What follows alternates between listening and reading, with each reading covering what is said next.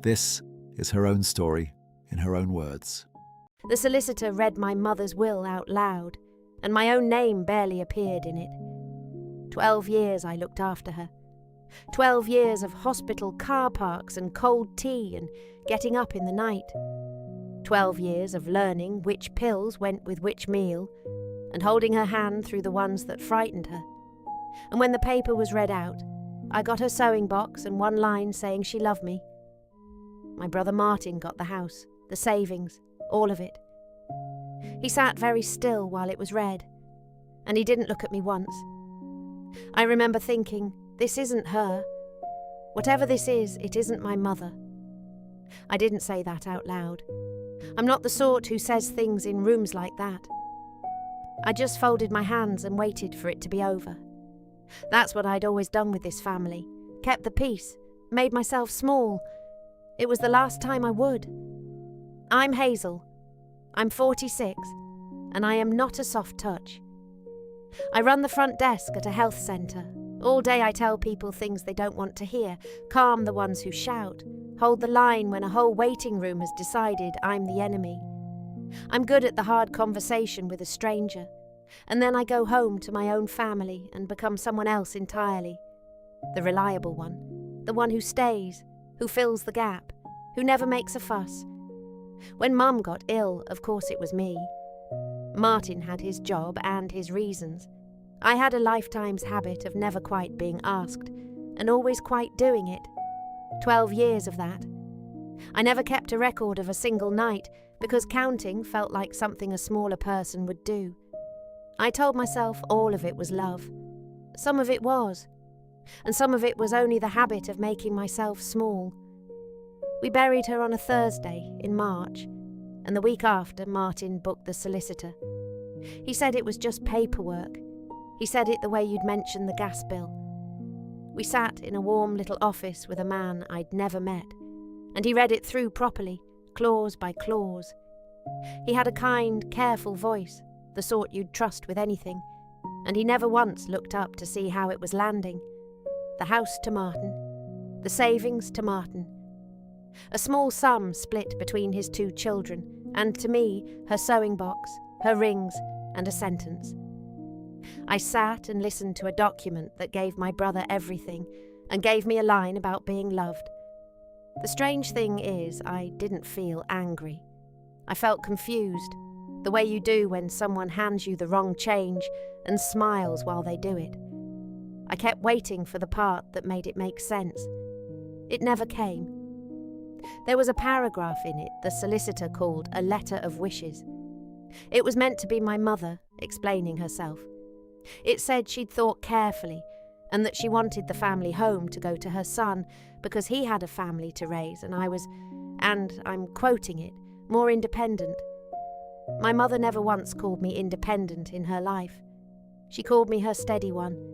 She said things like duck and love and put the kettle on. This paragraph talked about assets and provision and long-term security. I read it twice, and both times the same thought landed. These are not her words. Somebody had written my mother a script, and she'd signed the bottom of it. That was the moment, though I didn't act on it yet. That was the moment I stopped feeling confused and started feeling cold. For 3 weeks I did nothing, and I want to be honest about why, because it wasn't peace. It was the old reflex. My whole life, when something was unfair to me, I made the unfairness smaller so nobody would have to deal with it, least of all me. So I did it again. I told myself Martin's marriage was tight for money, that his kids needed things, that Mum must have wanted to help him and hadn't known how to say it to me. Twice I picked up the phone to tell him it was fine, keep it all, and twice I put it down again, not because I was brave, but because even the sound of my own voice asking for something frightened me. The sewing box sat on my kitchen table for 3 weeks, like a verdict I'd agreed to. I'd more or less decided to fold my hands one more time and let it all go. And then Brenda knocked on my door and the deciding was taken clean out of my hands. Brenda lived next door to my mother for 30 years. She's the sort who tells you what she saw and nothing more. She sat at my table and asked me, straight out, what the will had said. When I told her, she went quiet for a long moment.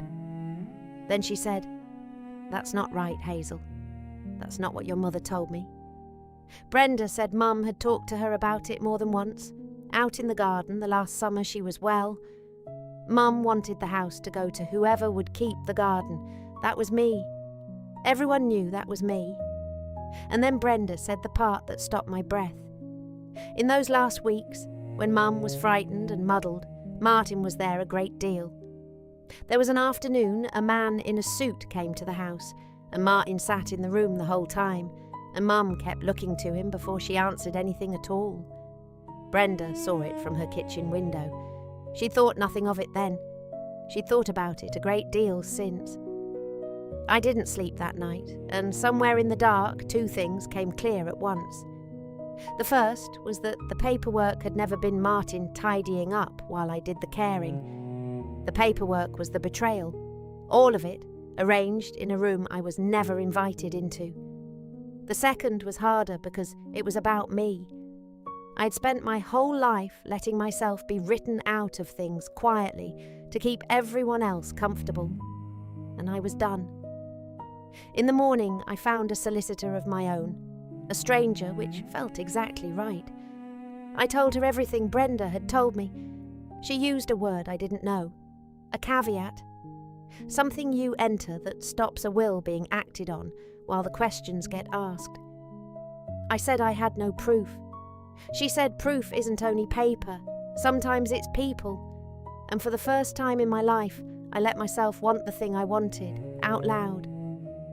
When my solicitor asked for the drafting file, the notes the other solicitor kept when he made the will, what came back was thin, almost nothing. There was no record that anyone had checked whether my mother understood what she was signing. She was 79. She was seriously ill. She was on medication that muddled her, and nobody had asked a doctor to sit in and confirm she was of sound mind. There's a long-standing practice for exactly that situation, and it simply hadn't been followed. Worse, the notes put my brother in the room throughout.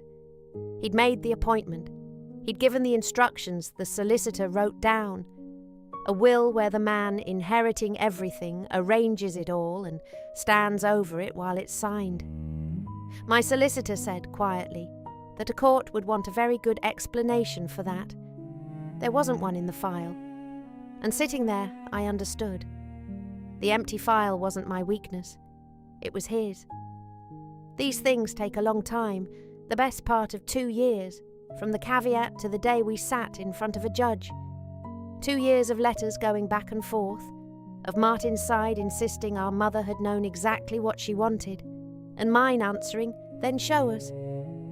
And something happened to me in those 2 years I hadn't expected. The waiting didn't wear me down, it hardened me the right way. The first Christmas, when a cousin asked me to drop it for the sake of the family, I heard myself say no, just no, with no apology stitched onto the end, and the sky did not fall.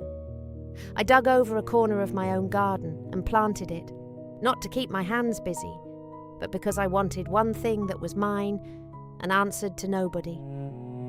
I watched it come up. I watched a second spring arrive.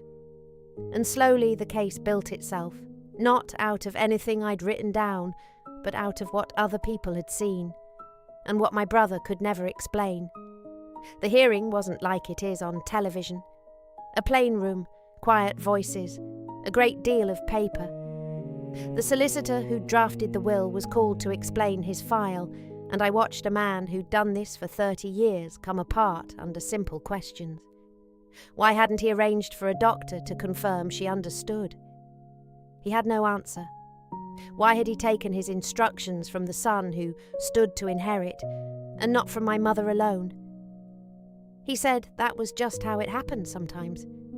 Had he ever once seen my mother without my brother in the room? A long pause. No, not once. He'd written her will, a woman he'd met that single afternoon, with her son sitting right beside her the whole time.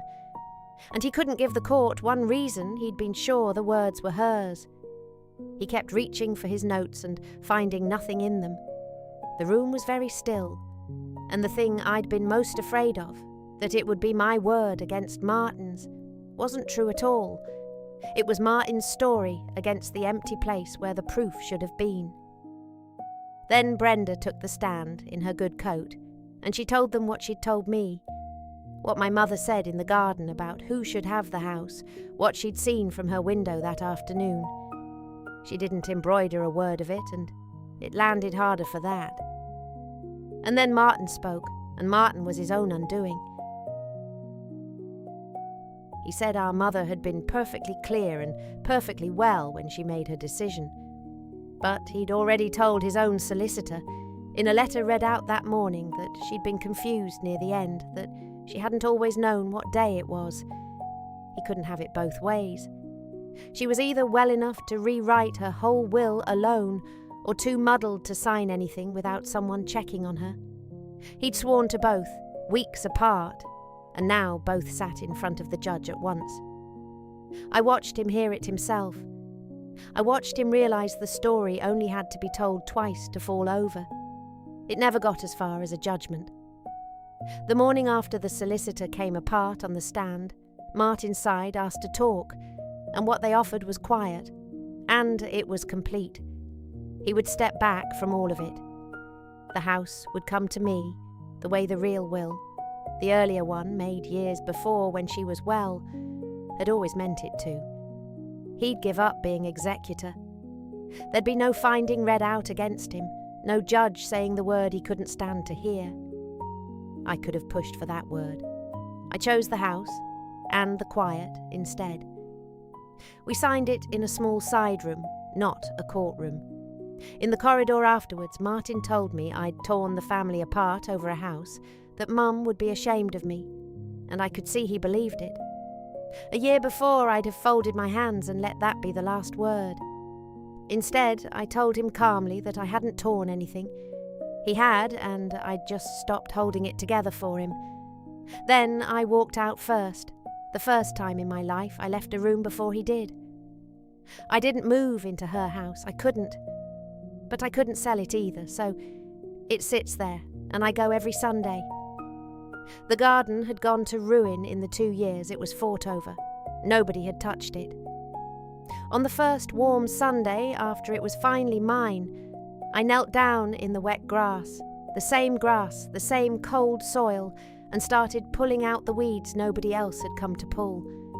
My hands were black inside 10 minutes. I found the little labels she used to write for her seedlings, faded now in her own hand, and I set them along the sill. And kneeling there, what I felt wasn't only grief. It was something I'd gone 46 years without. The feeling of standing on ground that was mine, ground I had not folded my hands and quietly given away. Martin spent 2 years defending a story he told himself. I spent one afternoon in the mud, taking my own life back. Come the summer, the roses will flower over that back wall, deep red, the way she liked them, and I will be here to see them, not because it's owed to her, but because I finally decided I was allowed to want it. That was the thing I'd spent my life refusing myself. Not the house, the wanting. I hope you enjoyed the video. Thank you for watching. Please subscribe for more.